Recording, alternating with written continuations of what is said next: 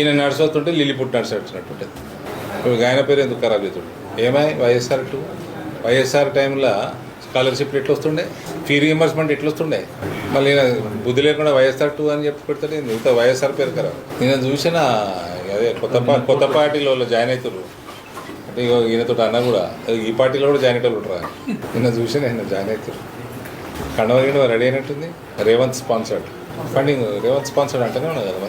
ఈమె బీసీ నినాదం పట్టింది కదా ఈ మధ్య. బీసీల ఓటు ఎక్కువ, బీజేపీని అదేని ఇవ్వద్దు, ఆ ముందు జాగ్రత్త చర్య. ఈమె వచ్చి బీసీ ఓటు చీల్స్తుందట. తర్వాత ఆ జగిత్యాల ఎమ్మెల్యే డాక్టర్ సంజయ్ కుమార్, ఇప్పుడు ఇద్దరు సంజయ్లు, ఇద్దరు డాక్టర్లే అంతేనా?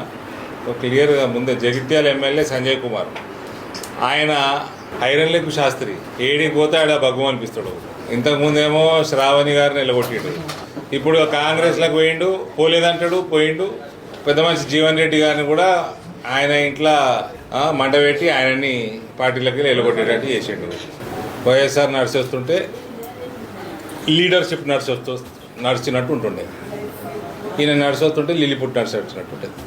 ఇప్పుడు ఆయన పేరు ఎందుకు ఖరాబ్ చేస్తుండే?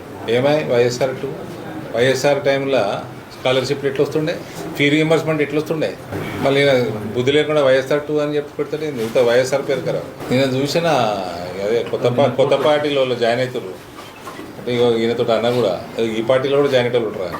నిన్న చూసిన ఆయన జాయిన్ అవుతారు. కండవ రెడీ అయినట్టుంది. అసలు ఆయన ఎవరన్నది సగం మంది గుర్తులేదు. మా నిజామాబాద్ వాళ్ళకే గుర్తులేదు ఆయన ఎవరన్నది. ఆయన గురించి నేను మాట్లాడేందుకే, ఆయన ఏం మాట్లాడతాడో ఆయనకే అర్థం కాదు.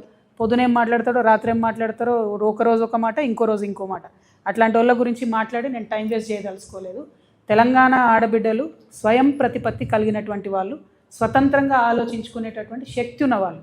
నేను తెలంగాణ ఉద్యమంలో రాటుదేలి ప్రజల మధ్యలో ఉండి, ప్రజల మధ్యలో బతికి, ప్రజల కోసం పనిచేయడానికి వస్తున్నటువంటి ఒక ఆడబిడ్డను.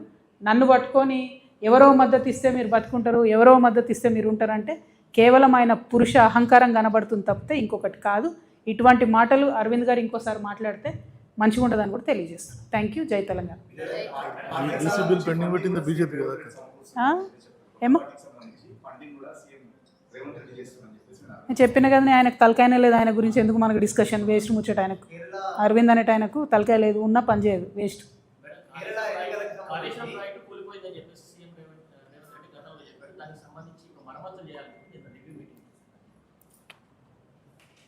సేమ్ థింగ్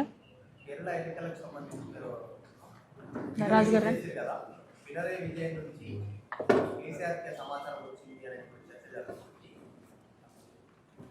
అంటే కేరళ ప్రజలను తెలంగాణలో కాంగ్రెస్ పార్టీ మనం చేసిన మోసాన్ని తెలియజేయడం కోసం మాత్రం నేను ఆ వీడియోని రిలీజ్ చేసినాను. అంతో ఇంత కేరళ ప్రజలు కాంగ్రెస్ పార్టీ చేసిన మోసాన్ని తెలుసుకొని లిబరల్ లెఫ్ట్ని గెలిపిస్తే నేను సంతోషపడతాను. డెఫినెట్గా అందులో డౌట్ లేదు. ఆ చర్చ ఎక్కడెక్కడ ఏ ఏ పార్టీలో జరిగిందో నాకు అనవసరం, నాకు తెలియదు కూడా.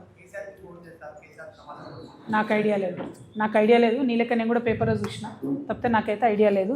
బట్ కాళేశ్వరం అనే ప్రాజెక్ట్ని ఇదివరకు వాడుకోము అని చెప్పినటువంటి ముఖ్యమంత్రి గారు మళ్ళీ కాళేశ్వరాన్ని ఉపయోగంలోకి తేవాలి అనేటటువంటి ఆలోచన నేను వెల్కమ్ చేస్తున్నా. 2 కారణాలు. కరెక్ట్గా కాళేశ్వరాన్ని కక్కుర్తి లేకుండా, కమిషన్ల కోసం ఆశపడకుండా పూర్తి చేస్తే అన్ని జిల్లాలకు కూడా నీరు ఇచ్చేటటువంటి ఆస్కారం ఉన్నది. కానీ దానికి సంబంధించినటువంటి సిన్సియర్గా పని కాంగ్రెస్ ప్రభుత్వం చేస్తుందని చెప్పి నేనైతే అనుకుంటలేను. ఎందుకంటే వాళ్ళు కర్కశంగా గత 2.5 సంవత్సరాలుగా అన్ని సీజన్లలో కూడా కాళేశ్వరం ఫెయిల్ అయిందని చెప్పడానికి 8.5 లక్షల ఎకరాలను ఎండబెట్టిండ్రు. తెలిసి అంత కర్కోటకంగా ఉంది కాంగ్రెస్ ప్రభుత్వం.